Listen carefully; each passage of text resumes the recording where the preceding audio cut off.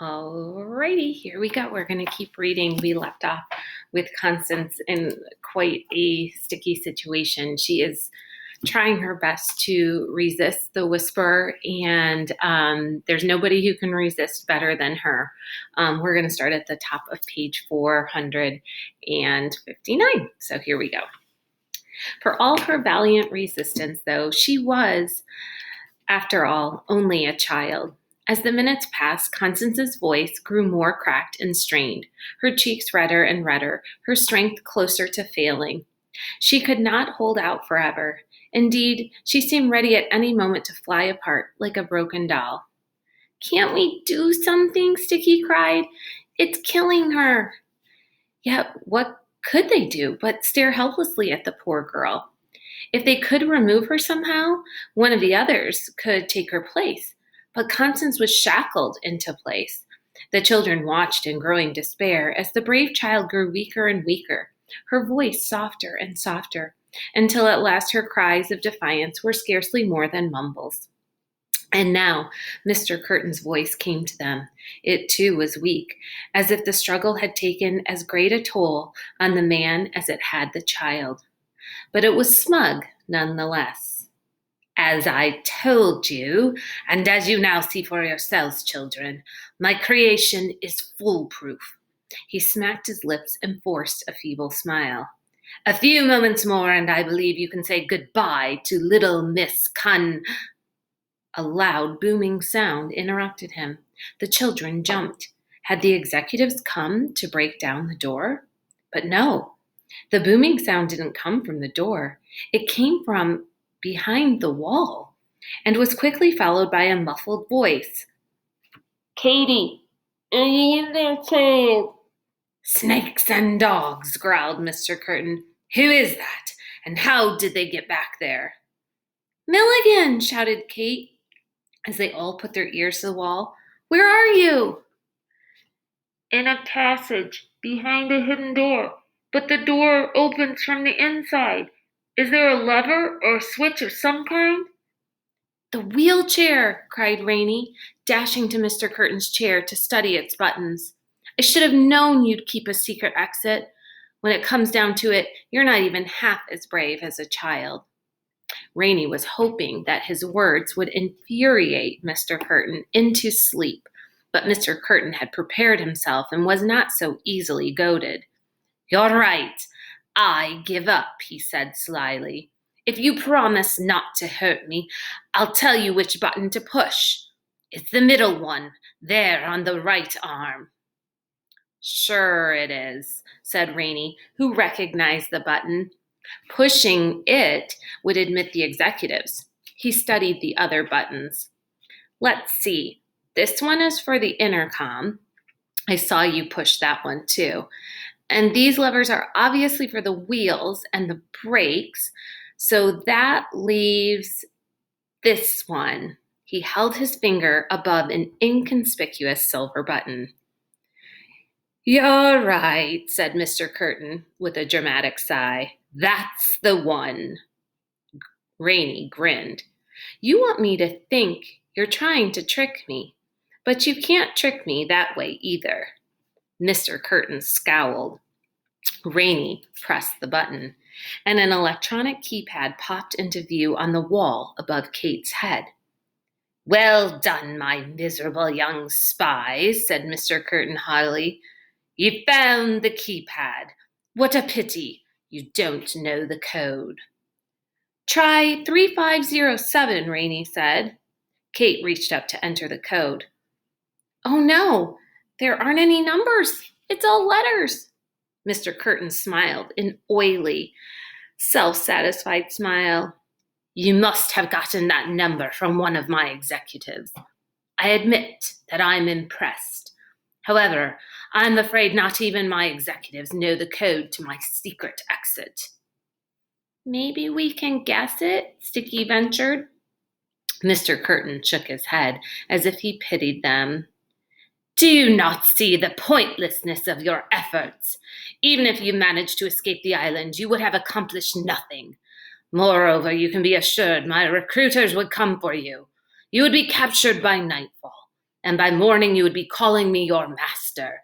You will be under my complete control. Thank you, Rainey burst out, his face brightening. Mr. Curtin was startled. Thank me?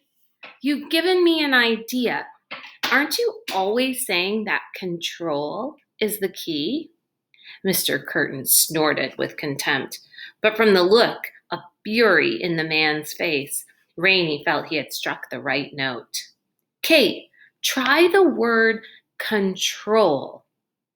Kate poked the keys deliberately, calling out the letters as she typed. Control. Nothing happened. Over the intercom came SQ's voice. Mr. Curtin, sir, we found a ladder and we should have it outside your window in 2 minutes. Mr. Curtin chuckled. Reynard, you pathetic fellow, did you honestly think you were smarter than I? Did you truly believe you could guess my code? Control, indeed. Oh, bravo, bravo. 3 cheers for Reynard Muldoon. I thought we'd try it in English first, Rainey said thoughtfully. But since you're so proud of your home country, I think we'll also try it in Dutch. Mr. Curtin's jaw dropped. Then, trying to cover his consternation, he said, as if you could possibly know. Rainey interrupted him. Hey, Sticky, how do you spell control in Dutch? It's the same as in English, Sticky replied, only with an E on the end. Here's hoping, Kate said, reaching up to tap the key E. Snakes and dogs, howled Mr. Curtin, before falling into a peaceful sleep. As the door slid open and Kate was swept up into Milligan's good arm, Rainey and Sticky rushed over to help Constance. The cuffs and the helmet had not retracted. Constance's eyelids were fluttering, and still she murmured so quietly it was difficult to hear her. No, no, no. We have to get her out, Sticky said. Don't worry, we will, said a woman's voice. The boys turned to discover Rhonda Kazembe and number 2 standing right behind them. And then, before they could express their amazement, into the room strode Mr. Benedict himself. Mr. Benedict, Rainey cried. We were trying to confuse it. That is, Constance was, but... Mr. Benedict nodded. You've done wondrously well, wondrously well. Now how is dear Constance? Awful, said Sticky. Just look at her. Yes, said Mr. Benedict, kneeling beside Constance. This machine has come close to breaking her will. The brave child. She's very nearly used it all up at once. Very nearly?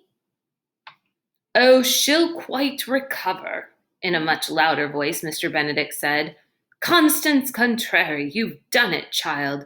The whisperer is deeply, profoundly confused. You can stop fighting now. The little girl stopped mumbling, smacked her lips, and opened her eyes. What took you so long? Do you see? Mr. Benedict said with a fond smile, tousling her hair. She'll be fine. Constance, dear, please climb down from the chair now. We must hurry. But she can't climb down, Rainey said, indicating the cuffs.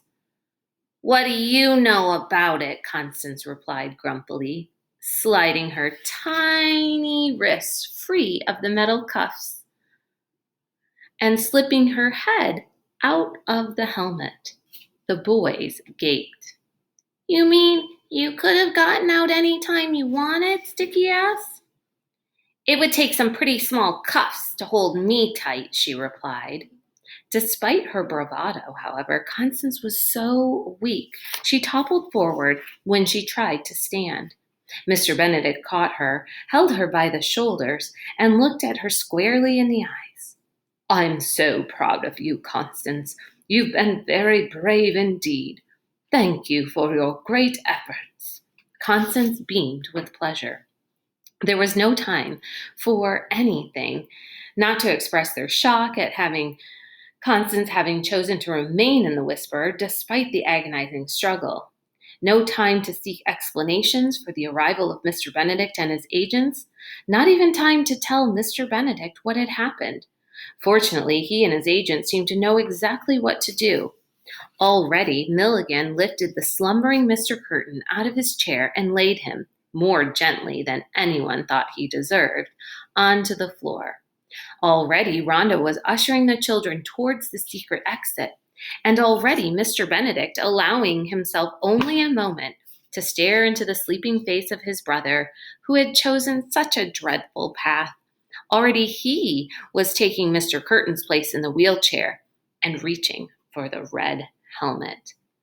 "Mr. Benedict, there's no time," said Sticky. "They'll come through the window at any moment." "There's time, Sticky, but not for everything. Thanks to you children, this machine is disoriented, and I must strike while the iron's hot. Hurry now, all of you. Make your escape as quickly as you can." The others were dumbfounded, including number 2, who had shadowed Mr. Benedict to the wheelchair and seemed at a loss for what to do. "You mean you're staying behind? But they'll catch you. They'll kill you." "Why else am I here if not to do this now?" he told her soothingly. "Milligan, please take my brother with you. We must separate him from this machine. If I fail to disable it, you must do everything in your power to keep him away from it." "You know I will," Milligan said, shaking his hand. With his uninjured arm, he scooped up Mr. Curtin, still bound by Kate's rope, and threw him over his shoulder. "Now don't worry about me, children," Mr. Benedict said. "Above all else, you must make your escape. Go at once. Milligan, allow no one to linger, not even you, dear number 2. Hurry now.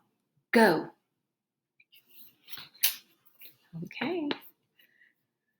All right. I think we are down to our last 2 chapters.